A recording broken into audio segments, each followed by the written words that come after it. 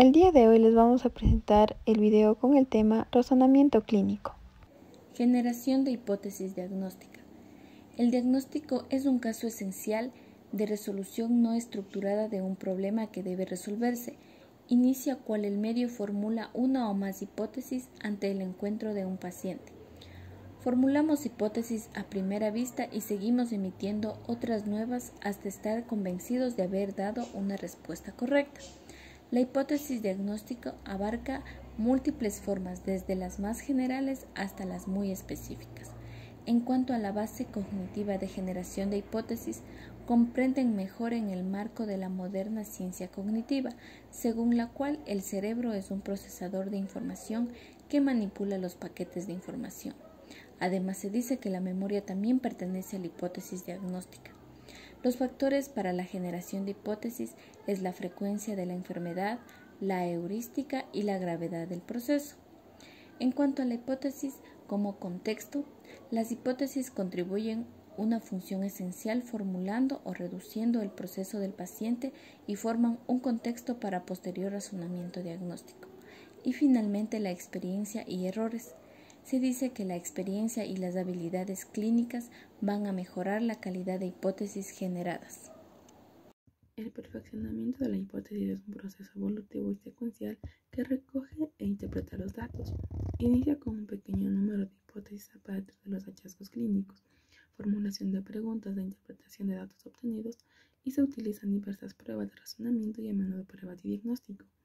Verificación diagnóstica, donde se acepta como suficientemente válida para permitir la toma de nuevas decisiones que pueden ser pruebas, tratamientos o pronósticos. Contexto y clasificación diagnóstica. El contexto en el que ocurre la resolución de problemas es una función de la representación cognitiva del problema de la memoria. Se basa en la reducción del número de operaciones aplicables al problema, llegando a expectativas que son los hallazgos previsibles. Cuando existen casos nuevos, estos se comparan con algún prototipo de caso o modelo abstracto almacenado en la memoria, que debe ser detallada para contener todas las variantes de la enfermedad. Evolución de la hipótesis. Las hipótesis diagnósticas iniciales proporcionan la estructura para la recolección de datos y continuar con una hipótesis activa y específica. Secuencia de la recogida de datos. Los datos clínicos no se acumulan con un patrón específico, aunque es característico que inicie con la historia clínica, exploración física y el análisis de laboratorio. Reducción de la incertidumbre diagnóstica. La eficacia diagnóstica exige que las preguntas formuladas sean aquellas con más probabilidades de reducir la incertidumbre diagnóstica, mediante estrategias de confirmación, de eliminación y estrategias de diferenciación. Diagnóstico diferencial es el proceso global del perfeccionamiento de las hipótesis, como aquel en el que se diferencia entre las posibles causas diagnósticas, es decir, un diagnóstico diferencial comprende todo el proceso diagnóstico evolutivo, secuencial y repetitivo. Relación en el enfoque probabilístico formal. Se basa en la teoría de probabilidades, donde se utiliza la regla de Bayes para recalcular la probabilidad de diversas enfermedades. En el uso e interpretación de las pruebas diagnósticas, las pruebas se utilizan como una ayuda de una hipótesis diagnóstica previamente definida, ya que logran nueva información para diferenciar entre distintas hipótesis y en la toma de decisiones en los tratamientos o juicios pronósticos. Muchos resultados de las pruebas se expresan numéricamente, lo cual son adecuados para su interpretación cuantitativa. Sin embargo, también se debe considerar la frecuencia de los síntomas clínicos, los hallazgos y las complicaciones de las pruebas. Dentro de las consecuencias de una prueba con un resultado binario, es decir, que sea positiva o negativa, puede observarse que en aquellos que tienen la enfermedad puede presentarse una prueba positiva verdadera o un falso negativo. En aquellos que no sufren la enfermedad puede presentarse una prueba negativa verdadera o en ocasiones un falso positivo. Al considerar solo la presencia o ausencia de la enfermedad, las probabilidades pueden describirse como sensibilidad y especificidad. La sensibilidad se define como la tasa positiva verdadera, es decir, la probabilidad de un resultado positivo de la prueba en pacientes que presentan la enfermedad. Por lo tanto, la especificidad es la tasa de negativos verdaderos, es decir, es la probabilidad de un resultado negativo de la prueba en pacientes que no sufren la enfermedad. Razonamiento causal. El proceso para llegar a un diagnóstico de trabajo requiere interpretar los nuevos datos a la luz de la información existente y valorar las relaciones entre todos los hallazgos clínicos. Los métodos que se utilizan son un enfoque probabilístico, así como emplear reglas de estándar de conocimiento recopilados o razonamiento categórico.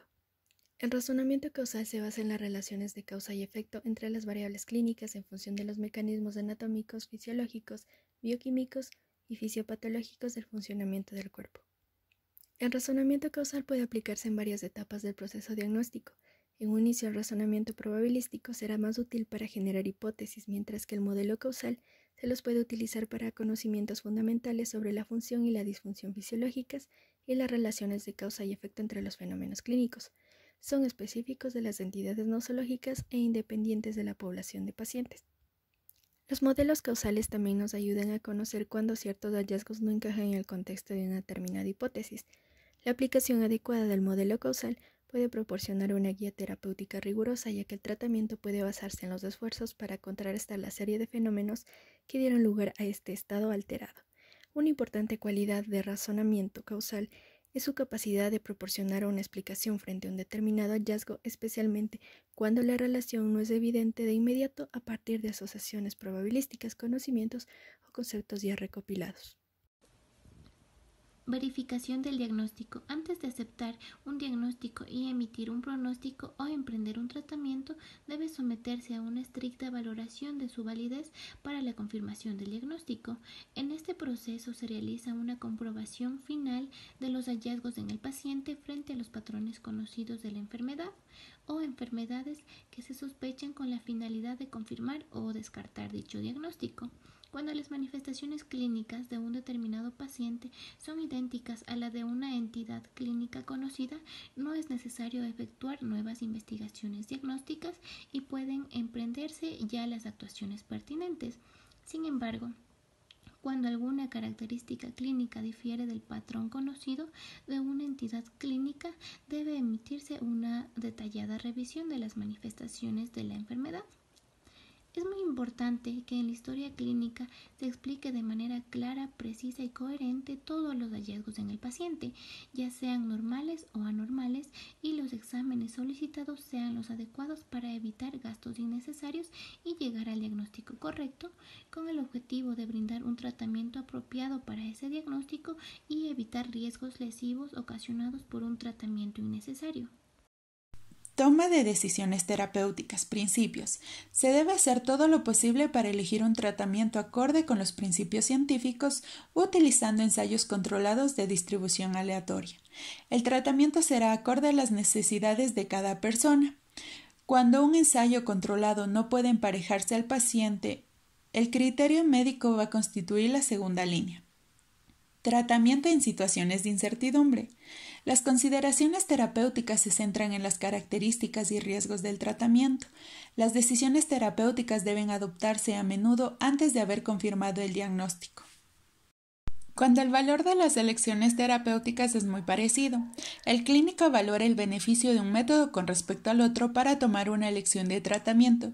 En muchos casos las decisiones son claras, sin embargo en otros hay que realizar un sorteo a cara o cruz, tomando en cuenta las preferencias del paciente.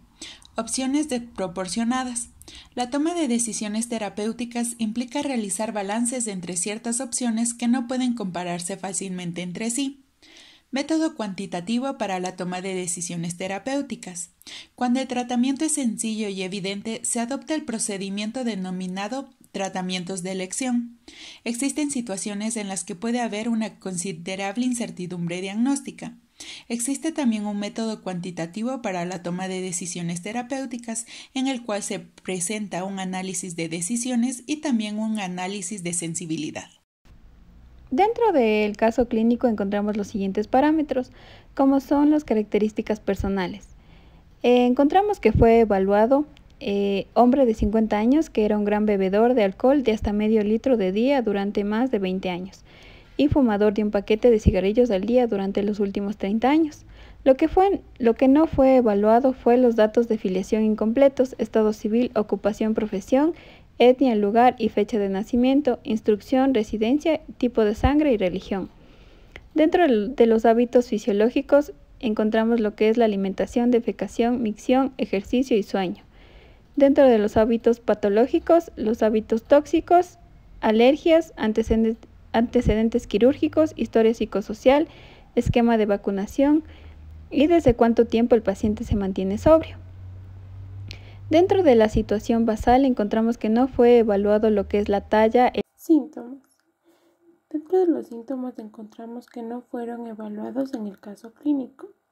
Signos. Se evaluó la pérdida gradual y progresiva de control del brazo y de la pierna derecha. Sin embargo, este interrogatorio fue incompleto. Hace falta detallar su semiografía y su respectiva evaluación dentro de cada aparato y sistema.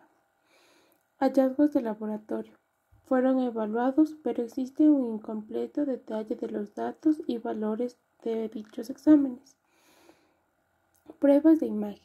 Encontramos una descripción incompleta de hallazgos en la tomografía craneal. Evolución.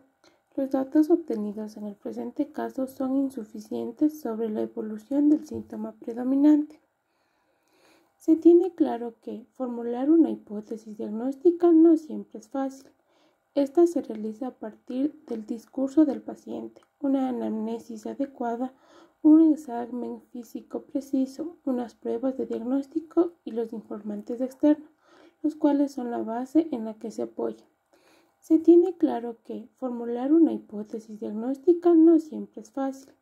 Esta se realiza a partir del discurso del paciente, una anamnesis adecuada, un examen físico preciso, unas pruebas de diagnóstico y los informantes externos, los cuales son la base en la que se apoya.